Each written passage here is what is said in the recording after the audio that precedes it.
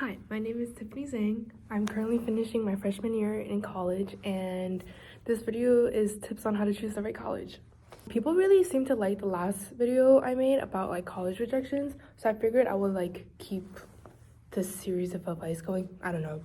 Also, I just wanted to say I've been walking around my campus for like the past 30-40 minutes trying to find a place to film, and there's this really pretty spot on campus that overlooks the water, Boston Bay. I don't know, bro, but people were talking there and I couldn't film there, so then I went into my work office and the fan was really loud, and then I tried to go to like other empty classrooms, but it's a weekday right now, so most of them are taken. So I'm actually in my English classroom, but nobody's in here. Hopefully a class doesn't come in. People are walking by. Some of them look inside the classroom. Another one just did. But I just want to finish filming this video.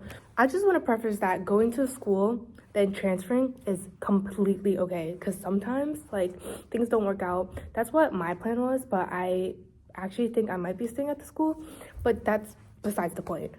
If you go to school then transfer, you get a lot of credits, and if it's cheaper, you just saved a bunch of money. So there's options like community college or going to like just in-state schools. So yeah. But tip number one is to look into the opportunities that your school offers. So you can either look at all the events that they hold, all the clubs that they have, different sports games, I don't know. But basically do your research on the community life at your college, because my college is kind of bland. I'm gonna just put that out there. We're a commuter-based school, so most people come here, go to class, and then go home. And if you're looking for something that's more social, probably pick a school based on that. Also, there's a pimple on the middle of my forehead. Don't mind it. Why is it so red? As I said in my last video, make the best of your scenario or your situation. It might not be your first choice, the school that you pick, but make the best of it. Live your best life at that school and transfer later on if you want to, stay at that school if you want to. Definitely look into all the study abroad programs, and then also Greek life. If you want to be at the party scene, you can pick a school based on that. My school has one, I believe, fraternity or something. They don't even live on campus, so there's no Greek life on my campus. And then with the study abroad programs, when I was choosing my list of colleges, I was basing it mostly off of the study abroad program. So one of the ones that I chose was Arizona State University. And I think their program is like, you just basically pay the school's tuition, and they like swap you out with a student abroad in the program that you choose.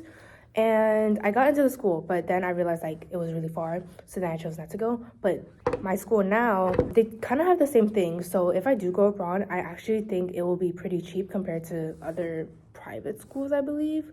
But yeah, I plan to go to Korea for 2 semesters within the next year or so. So that's exciting.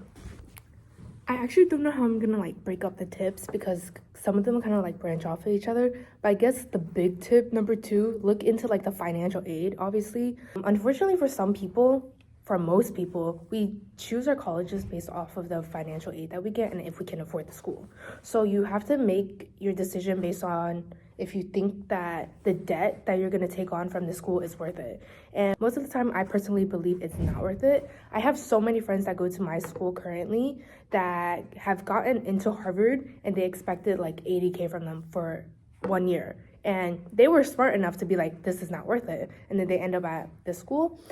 This school is okay, not gonna lie, but the longer I spend here and the more research I do on my school, I realize that the school's not bad, and I would be okay with staying here for graduation. You also have to look into if you need to take on student loans, and if you do take on student loans, will the job that you get after graduation pay off your student loans? If you're going to school for, let's say, $80K a year, and then the job that you get after graduation is like $60, $70K, you're gonna be working for the rest of your life to pay off the student loan, and it's not worth it. Tip number 3, if you're debating between going in-state and out-of-state, definitely look at transportation expenses. I'm originally from Philly, but I currently go to school in Boston, and it was kind of stupid of me to not think about all of the expenses. I've been flying back home and taking Amtrak. So if you catch those early enough, they can be cheap, but they're still like pretty expensive. If you choose to go out of state, think about how many times you're gonna have to go home. Do you have enough money for that? Are you gonna put that on your student loan? Like, you have to calculate everything if you can't afford it. I will say though, if you have the chance to go out of state, I really recommend it, because all of my friends who have gone out of state rather than stay home, I can see the difference between our growths. I'm not saying the people who stay in state are like not growing, but they tend to stay in the same high school friend group, and people like me who go out of state, we go back and we see the difference. I'm not saying one's better, I'm not saying one's worse, but you definitely get different experiences when you're not in the same environment you've been in for the past however many years of your life. You also get to meet different people from all over the world. Most of my friends here are actually from out of state. The roommates I'm gonna be living with next year are from Connecticut, Michigan, and Texas. And no hate to Massachusetts people, but I do not hang out with Massachusetts people. They are weird. And they also are bad drivers. Let me stop the slander though. Okay, I guess this is my last tip. I know that only makes 3 tips, but as I said, everything kind of branches off one another. Try to take tours of the school, either in person if you're close enough and you're free, or online. There's a lot of virtual tours going on right now. You get to see if you can see yourself living on that campus. If you choose to live at home, you can also see like if there's different study spots that you can stay on campus, because I know that I personally work better when I'm in an environment that I feel obligated to do work in. So that's another one of the tips. This is probably gonna be a pretty short video. I'm definitely making more in the future, but the main topic of this video was financial aid. If you're gonna live at home, that cuts out a lot of the costs too, but you also have to look at, oh, are you taking public transportation to school? Are you gonna drive to school? You gotta take account into gas money, like everything. I will say though, dorming your first year is probably one of the better things that you can do. You get to meet different people your age.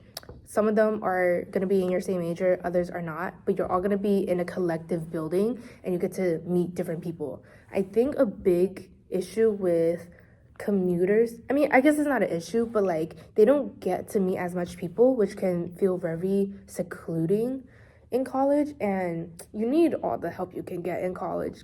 Branch out, meet different people. They can help you with your classes, and they can also help you with your seasonal depression. I'm gonna end the video here.